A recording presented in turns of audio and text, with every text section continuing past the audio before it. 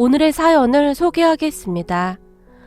얼마 전에 퇴근을 하기 위해 준비하고 있었는데 엄마에게 전화가 걸려왔습니다. 아들, 오늘은 일찍 끝나는 거니? 네, 엄마. 지금 출발하려고요. 바로 집으로 가면 되는 거죠? 그래. 지금 진수는 집에 와 있고 아버지는 할머니 모시러 갔어. 그러니까 바로 집으로 와.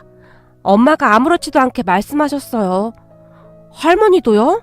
매번 엄마 힘들어서 어떡해요? 라며 제가 미안한 듯이 말했어요. 힘들긴 뭐가 힘들어. 가족들이 맛있게 먹어줘서 엄마는 좋기만 한데, 그러니까 운전 조심해서 와. 오늘은 엄마가 너 좋아하는 삼계탕 끓여놨다. 알겠어요. 금방 갈게요.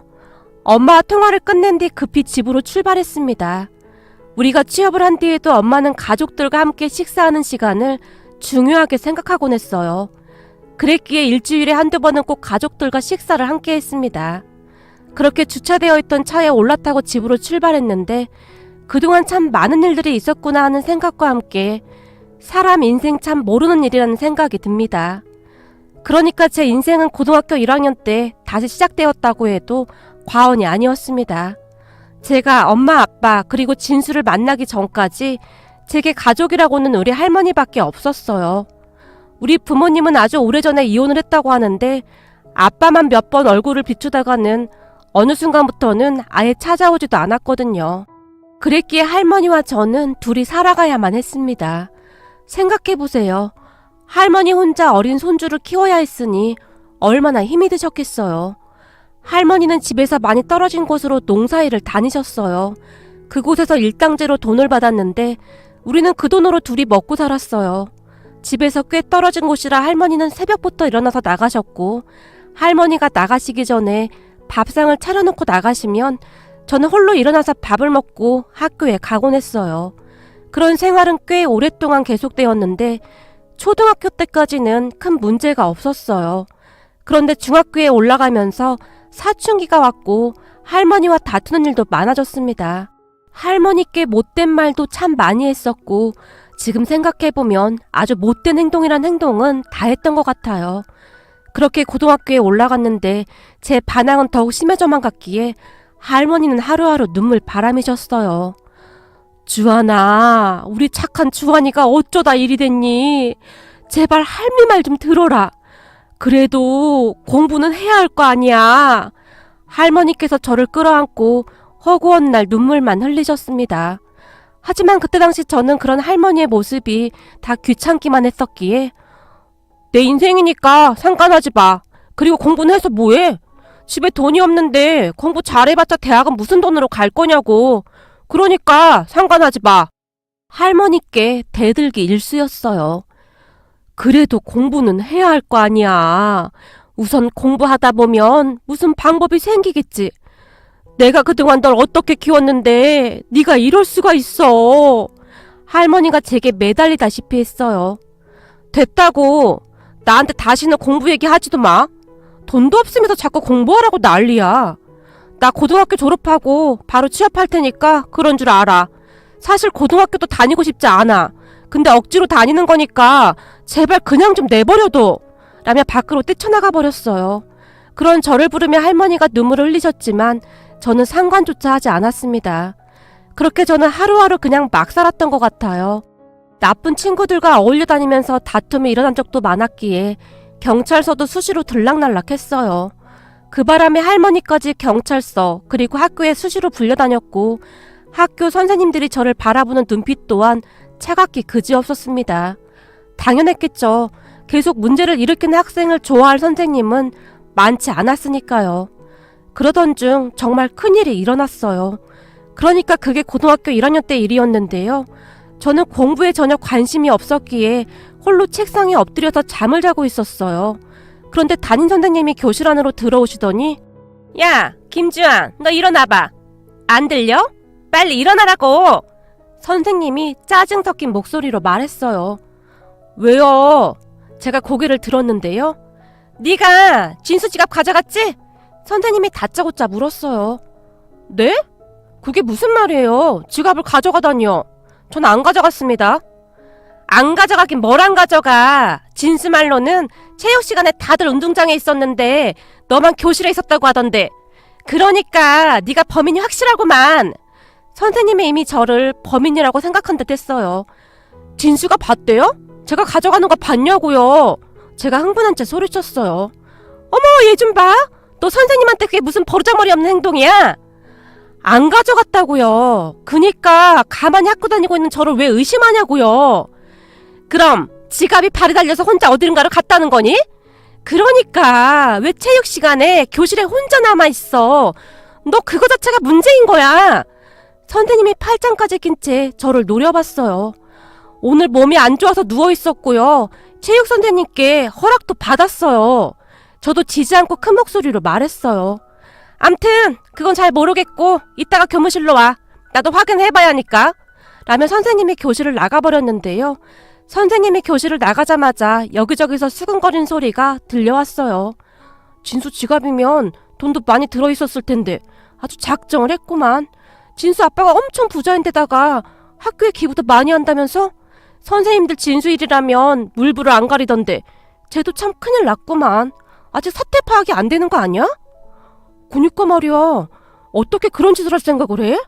진수가 직접 선생님께 말한 거 보니 확실한 거네. 친구들이 저를 보며 대놓고 한마디씩 하기 바빴어요. 진수 아버지가 사업을 한다고 했는데 집이 상당히 부자라고 했어요. 그런 진수는 얼굴도 잘생기고 공부도 정말 잘했어요. 거기다 성격도 좋은 편이다 보니 주변에 친구도 항상 많았어요.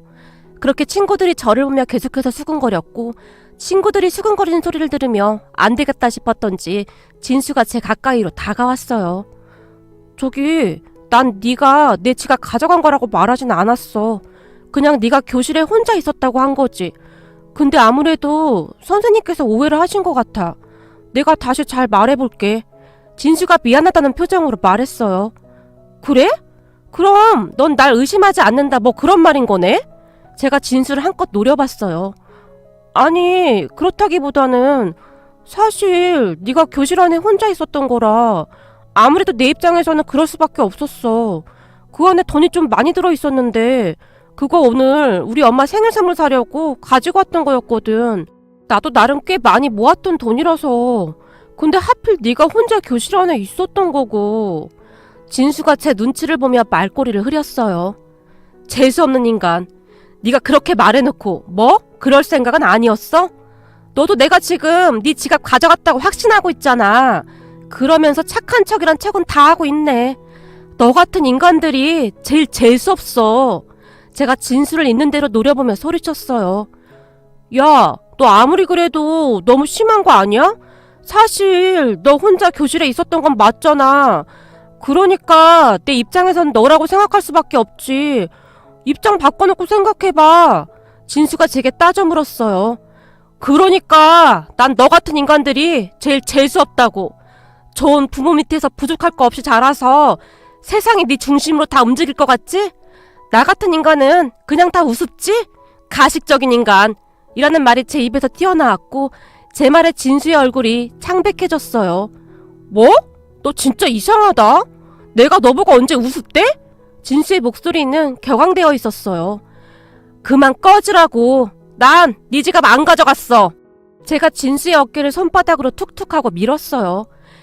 야, 너 뭐 하는 거야? 어디다 손을 대는 거야? 진수가 순식간에 제 손목을 잡고 소리치다가는 저를 힘껏 밀어버렸어요. 그리고 우리들은 누가 먼저라고 할 것도 없이 엎치락뒤치락 교실 안을 나뒹굴었고 주변에 있던 친구들이 야, 어떡해. 빨리 선생님 불러와. 쟤 미쳤나봐. 어떻게 진수한테 저럴 수가 있냐? 쟤네 할머니 또 학교 불려오게 생겼네. 진짜 대단하다. 라는 말들이 여기저기서 들려오기 시작했어요. 그렇게 우리들은 교무실로 끌려가게 되었고 저를 보자마자 담임선생님이 김주환, 또 너야? 이젠 하다하다 진수를 이 모양으로 만들어? 너 이제 어쩔 거야? 넌 도대체 뭐가 되려고 이러는 거니? 선생님의 목소리가 카랑카랑하게 울려나왔어요. 그런데 그 순간 진수가 선생님 죄송합니다 라며 선생님께 사과를 드렸어요. 어머, 진수 네가 미안하긴 뭐가 미안하니. 근데 너 얼굴 어떡하니. 잘생긴 얼굴이 이렇게 돼서 부모님이 보시면 난리 나겠다.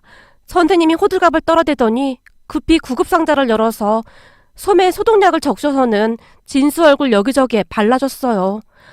빨리 병원 가야 하는 거 아니니? 선생님의 손이 진수 얼굴을 따라 분주하게 움직였어요. 하지만 선생님은 제게는 아무런 관심도 없었는데요. 제가 아프던 말던 관심이나 있었겠습니까?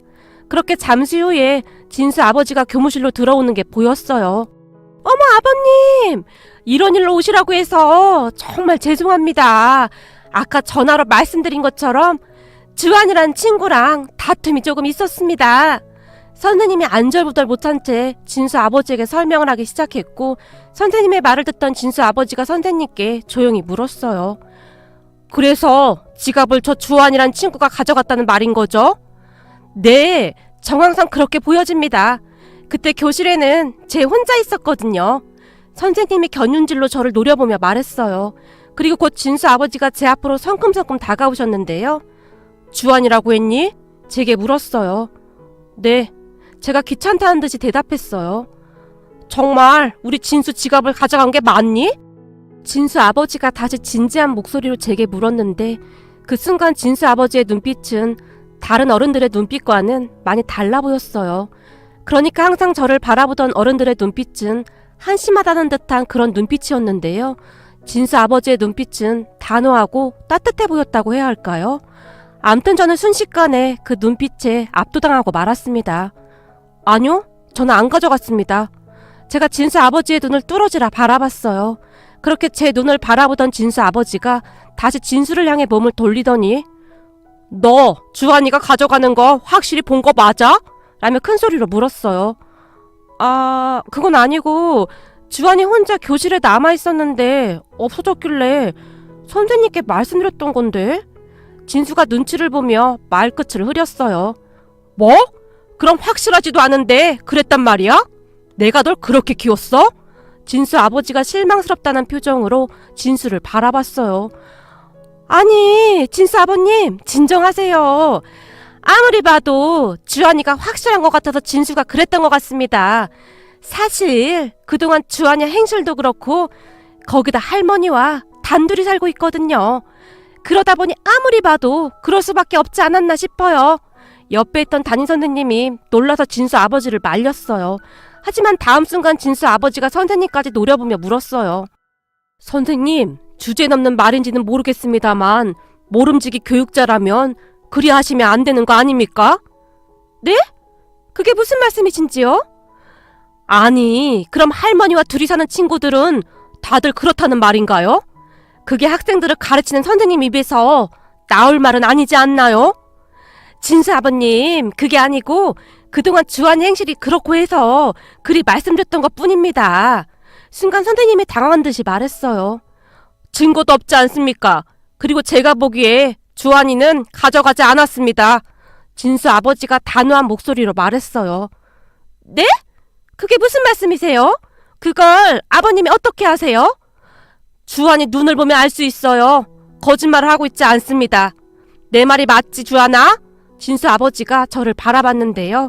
그 순간 저도 모르게 고개를 떨구고 말았습니다. 처음으로 저를 믿어준 어른이 아니었을까 하는 생각마저 들었거든요. 그렇게 제가 눈물을 가득 머금은 채 고개를 푹 숙이고 있었는데 교무실 문이 열리면서 우리 할머니께서 잔뜩 겁먹은 표정으로 들어오셨어요. 아이고 선생님, 죄송합니다. 제가 일을 하느라 늦게 왔습니다. 정말 죄송합니다. 할머니가 머리까지 조아리며 선생님께 말했는데 농사일을 하다 오시느라 우리 할머니의 차림새가 말이 아니었어요.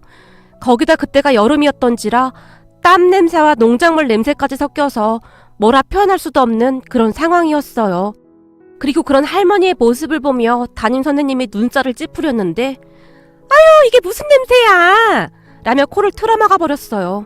그 순간 제가 얼마나 비참했는지 모른답니다. 하지만 진수 아버지는 달랐습니다. 우리 할머니를 보자마자 한 걸음에 달려가시더니 안녕하세요, 주한 학생 할머님이세요? 알고 보니 우리 진수가 잘못한 건데 괜히 바쁘신 할머니까지 오시게 만들었네요. 정말 죄송합니다.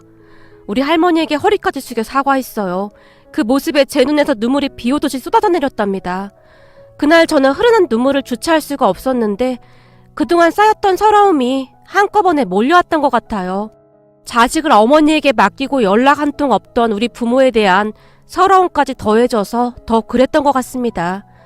그렇게 교무실 안이 술렁이기 시작했어요. 담임 선생님의 얼굴이 홍당무처럼 변해 있었으니까요. 다른 선생님들조차도 고개만 푹 숙인 채 아무 말도 못하고 있었어요. 할머님, 별일 아니니까 걱정 안 하셔도 됩니다. 우리 아들이 잘못 알고 주한 학생한테 그랬던 것 같습니다. 주한 학생 치료비는 제가 부담하도록 하겠습니다. 정말 죄송합니다. 진수 아버지가 우리 할머니께 다시 사과를 했고, 아이고, 아닙니다. 그리고 정말 감사합니다. 우리 할머니가 떨리는 목소리로 말을 했어요. 그런데 그 순간 진수 아버지가 우리 할머니의 손을 꼭 붙들면서 많이 놀라셨죠. 저도 아들 키우다 보니 하루하루 편할 날이 없네요. 아들들이 원래 말썽도 많이 피우고 그런답니다. 그러니까 너무 걱정하지 마세요. 주한이도 잘 자랄 겁니다. 주한이 눈빛이 보통 눈빛이 아니거든요. 큰 소리로 웃으셨는데 그 웃음소리 때문이었을까요? 갑자기 제 마음이 안정이 되면서 따뜻해지는 것이 느껴졌어요. 그렇게 우리 할머니는 돌아가셨고 진수 아버지가 담임 선생님을 보며 저기 선생님, 수업도 다 끝나가는데 제가 지금 애들 데리고 나가봐도 되겠습니까? 우선 병원부터 가봐야겠네요. 라고 말했어요. 네, 알겠습니다. 그쯤에도 선생님도 기가 죽어 있었기에 조용한 목소리로 말했어요. 아참, 그리고 선생님, 제가 마지막으로 부탁 하나만 해도 될까요? 네? 아, 네. 무슨 부탁이신데요? 저기, 적어도 학교에서만은 학생들이 차별받지 않았으면 좋겠네요. 진수 얼굴에 약 발라주셨으면 주한이한테도 그렇게 해주셨어야죠. 선생님들이 올바른 가치관을 가지고 계셔야 대한민국의 미래가 밝지 않겠습니까? 부디 모든 아이들을 따뜻하게 보듬어 주세요. 부탁드리겠습니다. 라며 진수 아버지가 간절한 눈빛으로 선생님을 바라봤어요. 아, 네. 잘 알겠습니다. 죄송합니다. 선생님이 잔뜩 긴장한 채 말했어요. 그 뒤 진수 아버지는 저와 진수를 데리고 교무실을 나왔어요. 니들 괜찮은 거지? 우리 가서 밥이나 먹자. 원래 남자들은 그러면서 친해지는 거야. 라며 진수와 저를 보며 활짝 웃었어요. 그리고는 우리 둘을 데리고 꽤 좋은 식당으로 들어갔는데 그동안 살면서 그런 식당은 처음이었던 것 같습니다. 정말 으리으리한 그런 식당이었거든요. 그곳에서 처음으로 스테이크라는 것을 먹게 되었는데 어떻게 먹어야 할지 모르겠더라고요. 그래서 제가 어리둥절한 채 앉아 있었는데요. 내가 이 스테이크를 언제 처음 먹어본 줄 아니? 진수 아버지가 조용히 물었어요. 아니, 우리 그동안 자주 먹었었잖아. 진수가 아버지를 보며 말을 했는데요. 내가 말이야, 고등학교 졸업하고 얼마 뒤에 소개팅을 했는데 소개팅한 여자가 스테이크 집에 가자고 하는 거야. 근데 이 스테이크를 어떻게 시키는지 도통 알 수가 있어야지. 무슨 디저트가 어떻고 뭐가 어떻고 참 복잡하더란 말이야. 결국에 우물쭈물 대다가 소개팅하던 여자한테 차였단다. 진수 아버지가 큰 소리로 웃었는데 그 말에 저도 모르게 크 하고 웃음이 터져버렸어요. 녀석, 웃으니까 보기 좋네. 주한이 너 말이야. 그렇게 인상 쓰고 있다고 해서 멋있어 보이지도 않거든. 그러니까 앞으로는 웃고 다녀. 아직 한창인 녀석이 왜 그렇게 인상을 쓰고 다녀? 라며 장난스레 말씀하셨어요. 그런데 그때 당시 저도 모르게 네 라는 말을 했는데요. 평소에는 반항심만 가득하던 제가 그렇게 변해가기 시작했어요. 거기다 진수 아버지가 스테이크를 다 썰어서 제게 건네주시면서 자, 맛 좀 봐. 여기 있는 소스에 찍어 먹으면 맛이 아주 괜찮을 거야. 그리고 너도 잘 봐둬. 나중에 소개팅에서 여자한테 차이면 안 되잖아. 하긴 주한이는 얼굴이 잘생겨서 쉽게 차이고 하진 않겠다. 진수 아버지가 아무렇지도 않게 말을 하시고는 다시 스테이크를 썰고 있었어요. 그리고 저는 그때 처음으로 제 얼굴이 나름 괜찮구나라는 생각을 하게 되었답니다. 그렇게 처음으로 즐거운 식사를 한 뒤 집으로 돌아왔는데요. 그때 제 표정이 참 많이 달라졌던 것 같아요. 더군다나 다음날 학교에 온 진수가 반 친구들이 다 있던 교실에서 저기 주한아, 어제는 내가 진짜 미안했어. 집에 가봤더니 지갑이 책상 위에 있더라고. 진짜 미안해. 라며 진심으로 사과했어요. 진수 부모님은 정말 좋은 분들이셨는데요. 진수 지갑이 집에 있었다는 사실을 알게 된 진수 부모님께서 할머니와 저를 집으로 초대까지 해서 식사를 같이 하기도 했어요. 그 뒤 진수와 저는 둘도 없는 친구가 되었고, 진수 부모님은 저를 마치 아들 대하듯이 했어요. 저 또한 두 분을 엄마 아버지라고 부르며 따랐고요. 두 분은 제가 공부하기를 간절히 바랐고, 저는 두 분의 응원에 힘입어서 정말 열심히 공부했습니다. 그나마 다행이었던 것이 머리가 나쁘지 않았던 것인지 두 분의 도움을 받아 진수와 함께 과외도 받고 하면서 성적이 눈에 띄게 좋아졌어요. 그때쯤 저는 더 이상 문제 많던 김주환이 아니었어요. 어느덧 모범생이 되어 얼굴 표정 자체가 바뀌어 있었답니다. 그렇게 저는 두 분의 든든한 지원을 받아 열심히 공부했는데 고2가 되던 해에 세무사가 되고 싶다는 생각을 했기에 종일 책상 앞에 붙어 있었던 것 같아요. 어느 날 아버지가 우리를 보며 우리 집에 세무사 한 명 있었으면 좋겠다. 사업을 하다 보니 세무사가 꼭 필요해 라는 말씀을 하셨거든요. 그런 아버지 때문이었을까요? 저는 세무사가 되어야겠다는 생각을 하게 되었어요. 그렇게 대학을 졸업하고 몇 년 뒤 저는 세무사가 되었습니다. 물론 시험에서 몇 번 떨어지긴 했지만 그럴 때마다 사람이 시험에서 떨어져 보기도 하고 그래야 강해지는 거야. 아버지가 제 옆에서 든든하게 응원해 주셨기에 저는 계속 도전할 수 있었고 얼마 뒤에 당당하게 시험에 합격했습니다. 시험에 합격하던 날 아버지가 저를 데리고 한 포장마차로 들어가셨는데 소주를 한 잔 따라주시던 아버지가 난 아직도 이런 곳이 편하구나. 내가 예전에도 말했듯이 나도 예전에 참 힘들게 살았어. 부모라는 사람들은 있으나 마나한 사람들이었으니까 허구한 날 술이나 퍼먹고 다니고 말도 마라. 차라리 없었으면 더 좋지 않았을까 싶었다. 그러던 중 작은아버지가 우리 집에 찾아왔어. 그때 내가 아마도 중학교 2학년 때였지. 작은아버지 부부에게는 무슨 이유였는지는 모르겠는데 아이가 생기지 않았거든. 그래서 그랬는지 우리 부모님께 나를 데려가겠다고 한 거야. 그때 생각이 나시는지 잠시 아버지의 눈시울이 붉어지셨어요. 작은아버지가 보기에는 나를 데려가서 키우는 게 더 낫다고 생각했겠지. 우리 엄마 아버지란 사람들은 진짜 형편없던 사람들이었으니까. 그때 당시 작은아버지가 사업을 해서 돈이 꽤 많았던지라 우리 부모님께 큰돈을 주고 날 데리고 왔었어. 그렇게 난 작은아버지 작은어머니 밑에서 자랐다. 근데 두 분이 어찌나 잘해주시던지 세상에 이런 사람들도 있구나 하는 생각까지 들더구나. 그 뒤 내가 작은아버지 사업을 물려받아서 이만큼 키워놓은 거야. 두 분 덕분에 내가 아주 잘 자랐지. 아마도 그때 친부모 밑에 있었다면 사랑구실도 못했겠지. 아버지가 긴 한숨을 내쉬셨어요. 그럼 아버지 친부모님은 어떻게 되셨어요? 제가 놀라서 물었어요. 모르지. 그 뒤 내가 잘 산다는 소식을 듣고 와서는 작은아빠 부부에게 돈을 더 뜯어간 모양인데 마음 약한 작은아빠 부부가 계속 돈을 해준 모양이야. 근데 내가 사업을 물려받은 뒤로 난 그 사람들에게 한 푼도 주지 않았단다. 차라리 기부를 하면 했지 절대 주고 싶지 않더구나.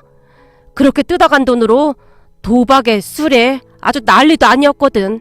한동안 난리를 치더니 나중에는 포기한 모양이더구나. 근데 말이야, 옛날에 내가 니들 학교에 갔을 때 네 눈빛이 옛날 내 눈빛하고 똑같더구나. 그래서 내 마음이 많이 아팠어. 어쩌면 그래서 내가 너한테 더욱 마음이 갔었는지도 모르겠다. 근데 확실했던 건 그날 네가 거짓말을 하고 있지 않다는 거였어. 근데 부당한 대우를 받고 있었던 거고, 그런 너한테 옛날에 내 모습을 봤던 것 같아. 그래서 내가 너한테 그렇게 했던 거야. 너는 나랑 많이 닮아 있었거든.